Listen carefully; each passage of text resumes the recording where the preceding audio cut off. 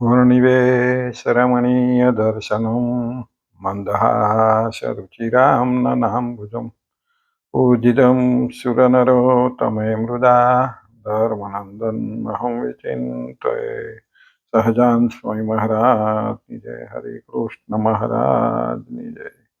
બધા પારેખજનોને ભાવથી જય સ્વામિનારાયણ, જય શ્રી કૃષ્ણ। સર્વે ભક્તોને ભાવથી ફરીથી જય સ્વામિનારાયણ। બધા સાંભળો છો, લાઈક કરો છો એટલે ખૂબ આનંદ થાય છે।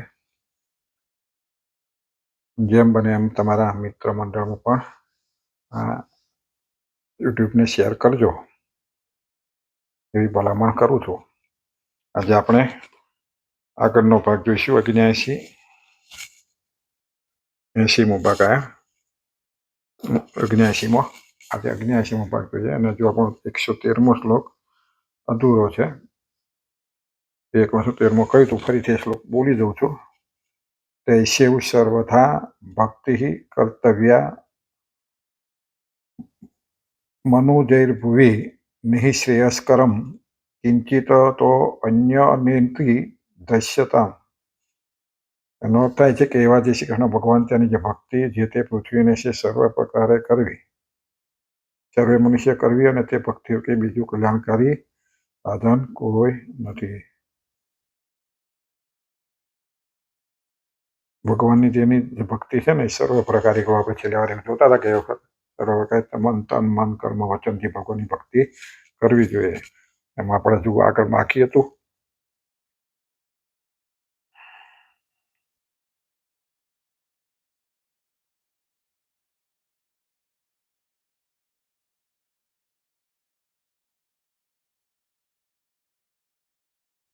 છેલ્લે આપણે ઉદાહરણ જોતા હતા નળકૂપ અને મહીગ્રીવ જે અમલા વૃક્ષ બન્યા હતા અને ભગવાને ઉદ્ધાર કર્યો। બંને ભગવાન ખાણીને બોધ્યા અને ખાણીને ઢસેડતા બે વૃક્ષની વચ્ચે નીકળ્યા અને ખાણીઓ ભરાયો એટલે વૃક્ષો પડ્યા અને એમાંથી બે દેવો વૃક્ષમાંથી બે દેવોની સમાન પુરુષો ઉત્પન્ન થઈને ભગવાનની સ્તુતિ કરવા લાગ્યા। કે છે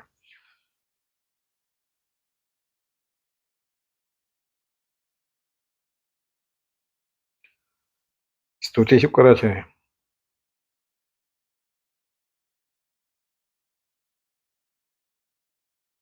આ નારદ મુનિના શાપથી વૃક્ષની યોનિને પામેલા નળકુબેર અને મણિગ્રીવ વૃક્ષ યોનિ થકી મુક્ત થઈને ભગવાનની સ્તુતિ કરતા કહે છે કે હે પ્રભુ, આપના અનુગ્રહથી અમો વૃક્ષ યોનિને પામ્યા, આપના અનુગ્રહથી અમે વૃક્ષ યોનિ જે પામ્યા હતા તે મુક્ત થઈને સુખી થયા છે।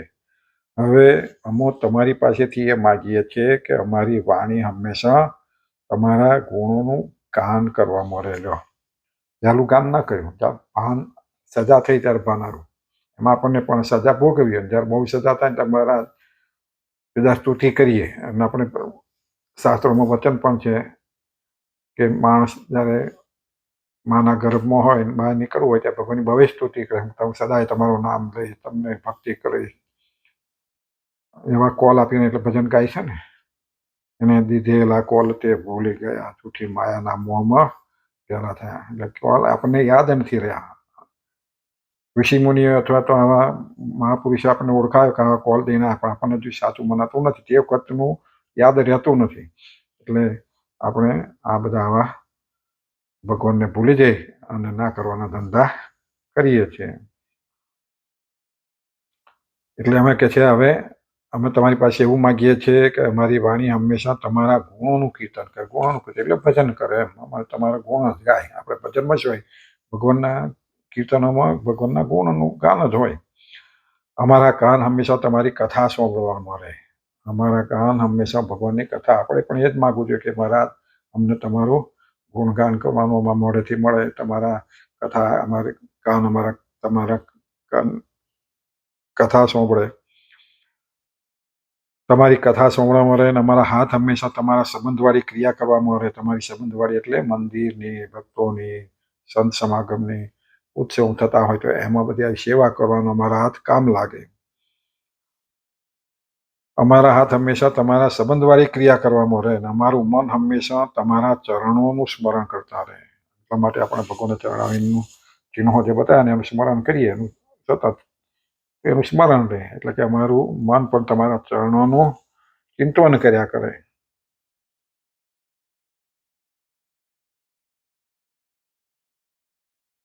અને અમારું મસ્તક હંમેશા તમારો જેમો નિવાસ છે એવા જગતને પ્રણામ કરવામાં રહે. અને અમારું મસ્તક છે તમારું જે જગતનું નિવાસ, જગત એક પરમેશ્વર છે. આ સૃષ્ટિ જે છે જે દેખાય એમાં ભગવાન દેખો. દરેક આપણે કહેવાય છે કે દરેકમાં ભગવાન દેખો, સામેની વ્યક્તિમાં ભગવાન દેખો, એમાં રહીને ભગવાન બોલે છે. તો આપણો અપરાધ થતા અટકી જશે. ભગવાન જોવે છે, ભગવાન દેખે છે, ભગવાન સામે ઊભા છે, એવો ભાવના આપણે કરીશું તો આપણા અપરાધ થતા ઘટી જશે. દરેકમાં ભગવાનનો નિવાસ દેખો. હંમેશા જેમાં નિવાસ છે એવા જગતને પ્રણામ કરવામાં, બધાને પ્રણામ કરીએ, ટૂંકમાં બધાને આપણે નમતા રહીએ. અને હંમેશા અમારા નેત્રો તમારા એકાંતિક સાધુ પુરુષોના દર્શન કરવામાં રહે, તમારી મૂર્તિઓના દર્શન કરવામાં રહે, તમારા દર્શન કરવામાં રહે. અમારા નેત્રો એટલે આંખો હંમેશા તમારા અને તમારા સંતો ભક્તોના દર્શન કરવામાં રહે. આ પ્રમાણે નર કુબેર અને મહીગ્રીવે પણ ભગવાનની પાસે મન કર્મ અને વચનથી ભગવાનની ભક્તિ જ માગી છે. આ જ પ્રમાણે આ નર કુબેર જે હતા, મહીગ્રીવની બે જણ, નર કુબેર અને મહીગ્રીવ, એમણે આખરે આવી રીતે ભક્તિ જ માગી મન કર્મ વચનથી.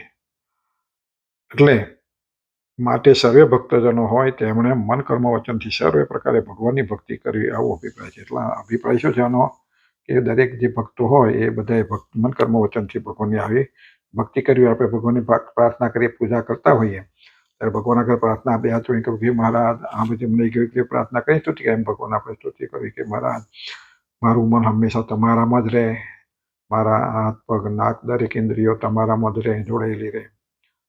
મારી કાન છે તમારી કથા સાંભળવામાં, તમારી આંખો છે તમારા જનો એટલે ભક્તોના દર્શન કરવામાં જ મારું આંખો રહે, મારા હાથ છે તમારા કાર્યોમાં કામ લાગે, તમારી જે બધી ક્રિયાઓ હોય એમાં રત રહે, તમારા જનનો સંગ થજો, તમારા ભક્તો હોય એવાનો જ મને સંગ થજો, કુસંગનો સંગ થશો નહીં. આવી બધી સ્તુતિ કરવાની હોય. અને બદલે આપણે મન ઇન્દ્રિયમાં સ્તુતિ તો નહીં કરતા, પણ આપણે મન કર્મ ઇન્દ્રિયનું ભગવાનમાં થોડીક વારે પણ જોડતા નથી, અથવા તો એવી સેવા કરવામાં કે દર્શન કરવામાં કામ કરતા નથી. પછી એમ શી દશા થશે, ભક્તિ નહીં કરીએ તો પછી આગળ આપણે બધું ઘણું જોઈ ગયા આગળના આ શ્લોકમાં, એ પ્રમાણે દુઃખ વેઠવાનો વારો આવશે. વળી જે પુરુષો દુર્લભ એવા મનુષ્ય શરીરને પામી કરી ભગવાનની ભક્તિ કરતા નથી, તે પુરુષોને મોટા અનર્થની પ્રાપ્તિ થાય છે. સ્વામી કહે છે કે જે પુરુષો દુર્લભ એવા મનુષ્ય શરીરને પામ્યા પછી ભગવાનની ભક્તિ કરતા નથી, એ પુરુષો મોટા અનર્થની પ્રાપ્તિ થાય. અનર્થ એટલે ખોટું. શું કેવા અનર્થો થાય? તો દુઃખ ભોગવવાનો વારો કે ભાઈ એને એમ પુરીમાં જવું પડે, લક્ષ 84માં જવું પડે, યમરાજાના માર ખાવા પડે, દુઃખ ને દુઃખ જ ભોગવવું પડે. આ અનર્થો છે બધા. અહીંથી ગયા પછી અહીં પણ જે કર્મ ભગવાન ના ભજ્યા તો એ પણ આગળના કર્મ સારા હોય ત્યાંથી કંઈક મળે, પછી અહીં પણ એ ભોગવવું દુઃખ પડે. અને એ પુરુષો આત્મહત્યારા કહેલા છે, અને આત્મહત્યારો કર્યો. જેમ કોઈ પુરુષ હોય અને પોતે કસાઈમાં ઝંપલાઈને કૂવામાં પડે કે નદીમાં પડે, નાળામાં પડે, દવા પીવે, ગમે તે પોતાની આત્માની હત્યા કરી નાખે, એટલે કે દેહ પાડી નાખે ને આત્મહત્યારો કર્યો. આત્માને જાણે જોઈને અહીંથી દેહમાં પાડી નાખો એનો આત્મહત્યારો. તો કે જે પુરુષ ભગવાનની ભક્તિ નહીં કરતો એ આત્મહત્યારો જ છે. કેમ કે એણે એના આત્માનું બગાડ્યું છે, આત્માનું કલ્યાણ બગાડી નાખ્યું, ભગવાનનું નામ દીધું નથી એટલે એનું કલ્યાણ થવાનું નથી, માટે એને આત્મહત્યા કર્યો. આત્માને છેતરનારો કહેલો છે, આત્માને છેતર્યો છે, અને પોતાના જ આત્માને છેતર્યો છે.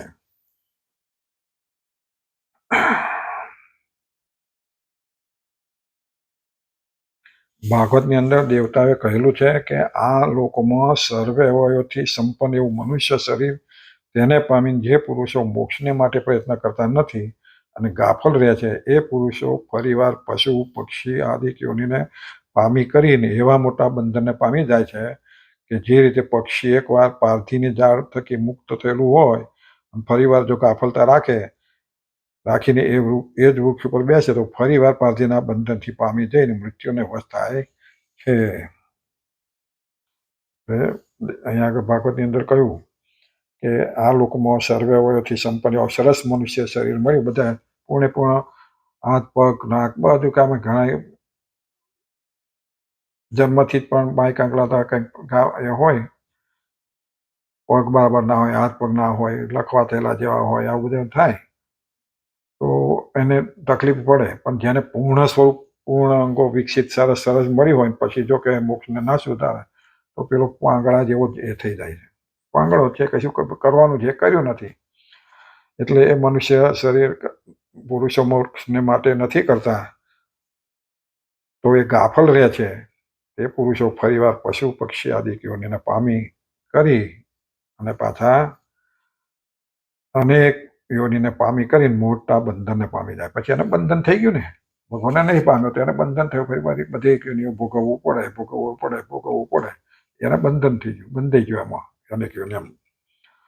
અને જેમ કે છે પક્ષી એકવાર પારધીના જાળ મૂકી, પારધીના જાળમાં ફસાઈ ગયું, પણ એમાં જો છૂટી ગયું, છટકી ગયું, ફરી એ ઝાડ ઉપર આવીને બેસે તો કે કેવું કે મૂર્ખ છે એ ફરી ઝાડમાં ફસાઈ જાય તો પછી એનું ચોક્કસ મૃત્યુ થવાનું જ છે. ફરીવાર જો ગાફલ રાખીને વૃક્ષ પર બેસે તો ફરીવાર પારધીના બંધનથી પામી જાય, મૃત્યુને વશ થાય. માટે ગાફલતાનો ત્યાગ કરી સર્વ પ્રકારે ભગવાનની ભક્તિ કરી લેવી. હવે જો આ મનુષ્ય જન્મમાં આપણે આવી ભક્તિ કરવાનું તાણ મળે જાણ્યું અને પછી ગાફલત રાખીએ તો ફરીથી પાછું એ મૃત્યુને વશ થવાનું. મૃત્યુનો વશ એટલે ફરી પાછા લક્ષ 84માં જવાના જ છો.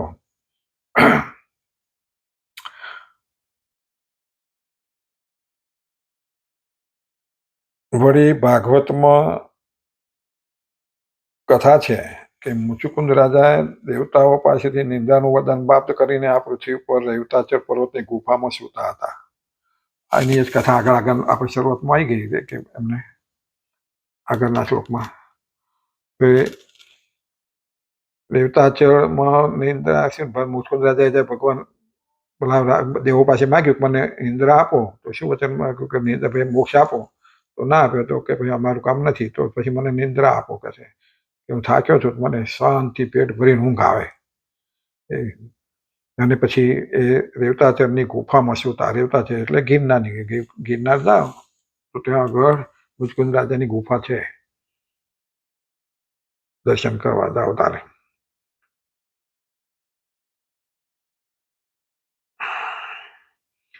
રેવતાચળની ગુફામાં સૂતા હતા અને એ સમયે કાળ યવન ભગવાન શ્રી કૃષ્ણની પાછળ થયો. એટલે ભગવાન શ્રી કૃષ્ણની આગળ દોડ્યા અને રેવતાચળ પર્વતની ગુફામાં જ્યાં મુચુકુંદ રાજા હતા ત્યાં પોતાની કામળી મુચુકુંદ રાજાને ઓઢાડી દીધી અને પોતે ત્યાં અદૃશ્ય થઈ ગયા. આ બાજુ કાળ યવન એ ગુફાની અંદર પ્રવેશ કર્યો અને એક પુરુષને કામળી જોયો, ઓઢીને સૂતેલો જોયો. એટલે કાળ યવને વિચાર કર્યો કે આ સૂતેલો છે એ જ શ્રી કૃષ્ણ છે, એમ માનીને કાળ યવને તેને એક લાત મારી. એટલે વાત ગઈ વખત આપણે વાત કરી હતી થોડી, પણ તો લાંબી થાય એટલે અમે આગળ પાછા શ્લોકમાં આવ્યું કે કાળ યવન જ્યાં રેવતાચળની ગુફામાં મુચુકુંદ રાજા સૂતા હતા અને કાળ યવન ભગવાનની પાછળ પડ્યો તો ભગવાન દોડતા એ રેવતાચળની ગુફામાં બેઠા અને જે મુચુકુંદ રાજા સૂતા હતા અને પોતાની કામળી હતી એમની પર ઓઢાડી દીધી અને પોતે અદૃશ્ય થઈ ગયા, સંતાઈ ગયા. અને કાળ યવન પાછળ દોડતો આવ્યો, જોયું ત્યારે તો કામળી એની જોઈતી એટલે ખબર કે કાર્યો સુઈ ગયો પોતે જ એમ. એટલે એને લાત મારી, વસ્ત્ર ઉઘાડ્યું નહીં પણ લાત મારી. એટલે મુચુકુંદ રાજા જાગી ગયા અને કાળ યવનની સામે જોયું તો કાળ યવન બળીને ભસ્મ થઈ ગયો. કારણ કે વરદાન હતું મને જે કોઈ વચ્ચે જગાડે તો મારી જેની પર નજર પડે એ બળીને ભસ્મ થઈ જાય. એટલે પેલો કાળ યવને લાત મારી એટલે મુચુકુંદ રાજાએ એક લાતથી તો નહીં જાગ્યા હોય, 2-4 લાતો મારી છે એટલે જાગ્યા. અને પછી આંખ ઉગાડીને સામે જોયું કે કાળ યવન ભડભડ બળી ગયો. એટલે ભગવાનને કંઈ કરવું ના પડ્યું, લડવું ના પડ્યું, કશું નહીં. એટલે ભગવાને કરથી કામ કરાવી લીધું આ. અને એ મરે એવો નતો, શ્રાપ જ હતો એનો એવો. એટલે ભગવાન એ રીતે એને ત્યાંથી દોડીને પોતાના રહેતા હતા મથુરાની પાસે, ત્યાંથી દોડીને ગિરનાર સુધી દોડીને લાયા છે. કેવું દોડ્યા છે, ત્યાં કેટલું દોડ્યા છે.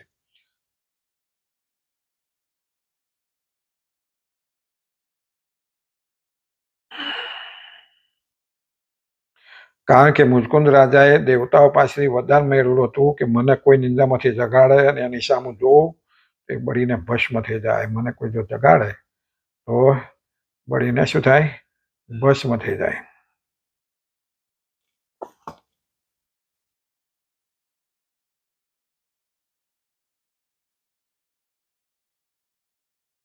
વળી કાળ યવનનું મૃત્યુ થતાં ભગવાન શ્રી કૃષ્ણ ફરીવાર દ્રશ્ય રૂપે થયા અને કોમળ ચરણે ગુફામાં ફરવા લાગ્યા.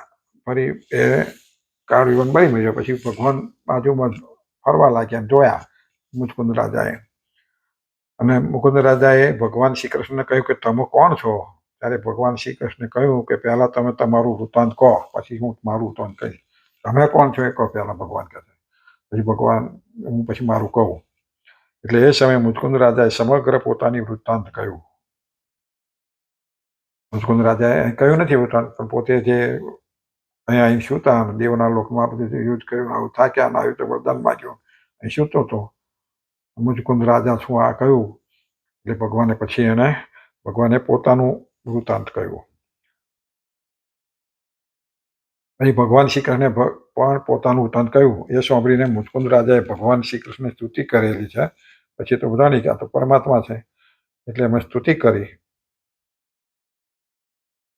કે હે પ્રભુ, સર્વે હસ્ત ચરણ આદિક અવયવોથી સંપન્ન, અનેક જન્મોને અંતે કેવળ તમારી કૃપાથી જ પ્રાપ્ત થયેલા એવા જે દુર્લભ મનુષ્ય જન્મને પામીને જે પુરુષો તમારા ચરણ કમળનું ભજન કરતા નથી, એ પુરુષો ખરેખર સંસારરૂપી અંધારા કૂવામાં જ પડેલા છે, એ કોઈ દેખતા જ નથી. મુચકુંદ રાજા આવી સ્તુતિ કરે છે સંસ્કૃતમાં. એનો અર્થ થાય છે કે હવે સર્વે, હે પ્રભુ, સર્વે હસ્ત એટલે હાથ, ચરણ એટલે પગ, આદિક અવયવોથી, બીજા અવયવ બધાથી સંપન્ન આ મનુષ્ય જન્મ અનેક જન્મોને અંતે કેવળ તમારી કૃપાથી જ પ્રાપ્ત થયેલો છે. આ મનુષ્ય જન્મ જે પુરુષો તમારા ચરણ કમળનું ભજન કરતા નથી, મનુષ્ય જન્મ પામ્યા પછી, એ પુરુષો ખરેખર સંસાર રૂપી અંધારા કૂવામાં જ પડેલા છે. અંધારા કૂવામાં પડે શું દેખાય? એને ઊંડો કૂવો હોય ને અંધારું હોય, એમાં શું દેખાય? એમ આ સંસાર રૂપી જે અંધારામાં પડ્યા છે, એટલે માયા રૂપી અંધારું છે, એમાં એને બીજું કશું દેખાતું નથી અને એમને ભાન જ નથી. જો ભાન હોય તો ભગવાનનું ભજન કરે. આમ તો દેખી શકતા જો ભાન હોય એ ભગવાનનું ભજન કરે, અને જો ભગવાનનું ભજન નથી કરતા તો એ ભાન વિનાના છે. કે જો ભગવાનનું ભજન નથી કરતા એટલે એમાં આપણે પણ આવી જઈએ. આપણે જો ભજન ના કરતા તો આપણે પણ ભાન વિનાના જ છીએ અને સંસારરૂપી ઘોર અંધારા કૂવામાં પડેલા જ છે. આ પ્રમાણે જો મુચકુંદ રાજાએ ભગવાનની સ્તુતિ કરેલી છે, તેવા પણ ભગવાનની ભક્તિ નહીં કરનારા પુરુષોમાં મોટા અનર્થની પ્રાપ્તિ કરેલી છે. એટલે કહી દીધું, મુચકુંદ રાજા આવી રીતે સ્તુતિ કરીને ભગવાનને, મનુષ્યને ભક્તિનું મહત્વ બતાવ્યું. જે ભક્તિ નથી કરતા એને મોટા અનર્થની જ પ્રાપ્તિ થાય છે. કહેવાનો અર્થ એવો થાય છે. વળી ભાગવતમાં કહેલું છે કે આ પૃથ્વી ઉપર મહા મહેનતે મોક્ષના સાધનરૂપ એવા મનુષ્ય શરીરને પામી જે પુરુષો કેવળ વિષયોને વિશે આસક્ત થાય છે અને ભગવાનનું ભજન કરતા નથી, તે પુરુષો ખરેખર છેતરાયેલા છે. જો આવું સરસ મનુષ્ય શરીર મળ્યું હોય અને જે ભગવાનનું ભજન નથી કરતા, કે છે એ ભગવાનનું ભજન નથી કરતા, એ પુરુષો ખરેખર છેતરાઈ ગયેલા છે. અને તે પુરુષોને શાસ્ત્રમાં આત્મહત્યારા કહેલા છે. આગળ કહ્યું ને કે પોતે આત્મહત્યારો છે, એમ અહીં આગળ ફરીથી કહ્યું કે પોતે આત્મહત્યારા છે.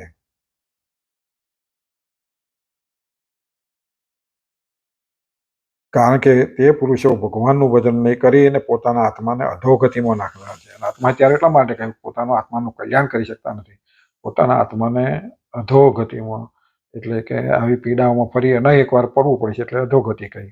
તો અધિગતિમાં એને નાખેલા છે, અધોગતિને પામે છે. માટે આ પૃથ્વી ઉપર સર્વે બીજા કાર્યોનો જે આદર, તેનો ત્યાગ કરી સર્વ પ્રકારે ભગવાનની ભક્તિ કરવી. એટલે આ પૃથ્વી પર જ્યારે મનુષ્ય દેહ મળે છે તો બીજા કાર્યોનો આદર કર્યા વગર ભગવાનની એક ભક્તિ જ કરવી. જોકે મનુષ્ય જન્મ આપણને તેમાં થાય કે કશું ના કર્યું, ખાઈએ પીએ શું, પણ ભગવાનની ભક્તિ આપણા કેટલાય ઋષિ મુનિ બધા થયા, એ શું કરતા, જંગલોમાં તપને કરીને પૂરું કરીને પોતાનું દેહ ગુજરાન ચલાવતા હતા. એટલે જેને ભગવાનને મેળવા છે એના માટે. પણ આ તો કળિયુગ છે એટલે બધું જરૂર પડે આવું જો. એટલે કરતા રહીને પણ ભગવાનની જોડે જોડે નાનપણથી જ ભક્તિ કરી લેવી જોઈએ. સર્વપરે ભગવાનની ભક્તિ કરવી, કારણ કે ભક્તિ સિવાય બીજું કોઈ પણ કલ્યાણકારી સાધન નથી. ભક્તિ છે એ જ સાક્ષાત કલ્યાણને કરનારી છે. અને ભક્તિ છે ભગવાનની પાસે કોઈ ધર્મે સહિત ભક્તિ કરી છે, મહાત્મ્ય સહિત ભગવાનની ભક્તિ કરી છે. મહાત્મા ક્યારે ધર્મ સહિત હોય તો મહાત્મા વધે ને. એટલે એવી ભક્તિ હોવી જોઈએ, ખાલી દોડ પૂરતી ભરતી નહીં. સાક્ષાત કલ્યાણ કરનાર છે. બીજા જે દાન, વ્રત, તપ, જપ, હોમ, સ્વાધ્યાય, સંયમ આદિ સાધનો છે, એ સાધનોથી ભગવાનની ભક્તિ સાધી શકાય છે. ભગવાનની ભક્તિ આ બધું કરવાથી સાધી શકાય. વ્રત, જપ, તપ, દાન, હોમ, સ્વાધ્યાય કરે, સંયમ રાખે, આ બધું કરે, એ ભગવાનની ભક્તિ છે. તો ભક્તિમાં સહાય રૂપા બધા છે. એ સાધનોથી ભગવાનની ભક્તિ સાધી શકાય છે. સાધનોથી ભગવાનની ભક્તિ સાધી, એ ભક્તિ પોતે ભક્તિ નથી, પણ એનાથી ભક્તિને સાધી શકાય છે. અને ભક્તિથી જ મોક્ષ મેળવી શકાય છે. જેને ભક્તિ નથી એ મોક્ષ મેળવી શકતો નથી.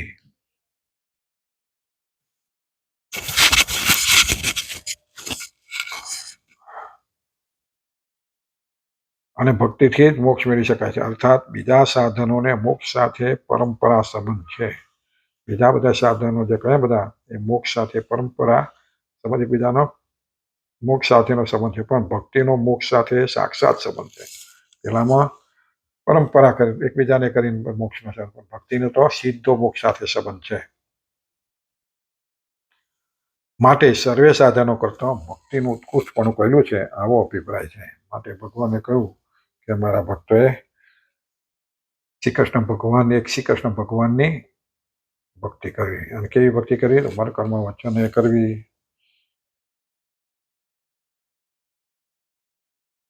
ભગવાનની ભક્તિ કરવી તો શ્રી કૃષ્ણ ભગવાનની જ કરવી, અને સર્વે પ્રકારે કરવી. આવી રીતે સર્વી રીતે અને ભગવાનની ભક્તિ કરવી. ભગવાનની ભક્તિથી જ આપણો મોક્ષ સાધી શકીએ છીએ.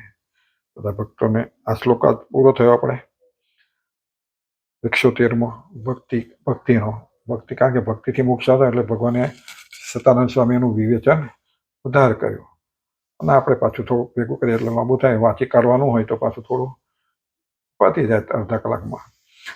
બધા ભક્તોને ફરીથી ભાવથી જય સ્વામિનારાયણ.